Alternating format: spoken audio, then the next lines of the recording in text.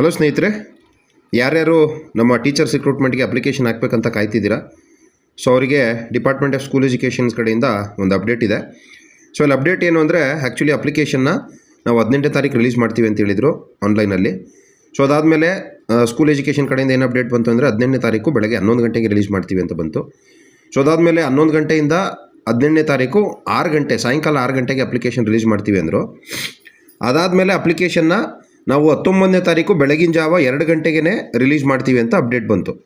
So ಈಗ ನೋಡಿದ್ರೆ ಆ ಅಪ್ಡೇಟ್ ಹಂಗೆ ಕಾಣಿಸ್ತಿದೆ ಹೊರತು ಇದುವರೆಗೂ ಏನು teachers recruitment online application release ಆಗಿಲ್ಲ. ಸೊ ಏನು ಸಮಸ್ಯೆ ಆಗ್ತಿದೆ ಅನ್ನೋದು ಗೊತ್ತಿಲ್ಲ. ಬಟ್ ಈಗಲೂ ಕೂಡ ಆ ಒಂದು ಏನು ನೋಟಿಫಿಕೇಷನ್ ಇದೆ ಅದೇ ತೋರಿಸ್ತಿದೆ, ಅಂದರೆ 19ನೇ ತಾರೀಕು ಬೆಳಗ್ಗೆ 2 ಗಂಟೆಗೆ ನಾವು ರಿಲೀಸ್ ಮಾಡ್ತೀವಿ ಅಂತ.